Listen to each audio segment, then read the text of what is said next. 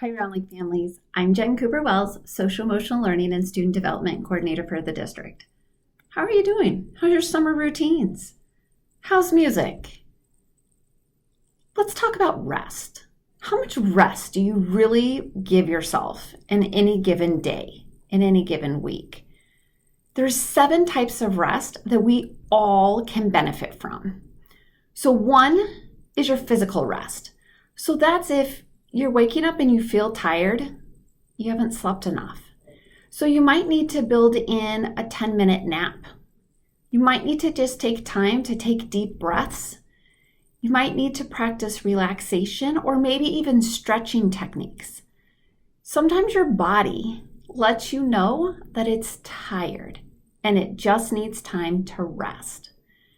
Then you have your mental rest. Is your brain constantly going so that when you lay down at night, you still have a checklist of things that you need to accomplish and you're like, oh my gosh, I didn't do this. What do you do to calm your brain?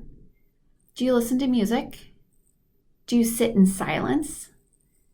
Do you do a form of meditation? Your brain needs to rest just as much as your physical body does. How about emotional rest? Now here's a tricky one. What do you do for emotional rest? How do you get rid of all that emotional baggage that you have, that you've been carrying around? Are you one of those people who you're the really good listener and everyone just comes and dumps on you because you are amazing at listening? Well, guess what? That's a lot of burden to take on yourself. So who do you talk to? Who is your safe person that is the good listener to help you with your emotional baggage and removing that? Do you need therapy? Again, I don't want you to think of therapy as a negative. Everybody needs that positive person who doesn't provide any judgment and can literally just listen and maybe ask a question or two to help you process. But emotional rest is huge.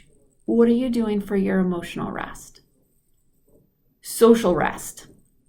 Now here's the thing. There's 2 types of social rest.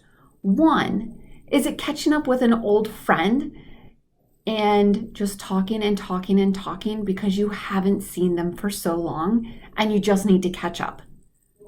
Or on the opposite side, is your social rest taking a break from everybody and just simply being alone? Both of those can provide different but similar types of social rest. How about creative rest? What do you do for your creative outlook? Do you take a walk in nature? Do you build something? Do you read a book? What do you do to get your creative juices flowing again? Sensory rest.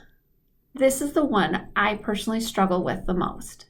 Turning off devices, turning off the screens, turning off computers, turning off TV, and putting my phone away. Walking away from technology, that sensory rest.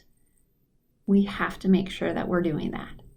And then the last one, for people who are spiritual, what are you doing for your spiritual rest? What are things that give you a sense of purpose or a sense of meaning? And that can be for whomever, for whatever you believe.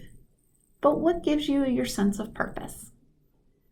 So here we go, 7 types of rest. Make sure that you're giving yourself rest. Physical rest.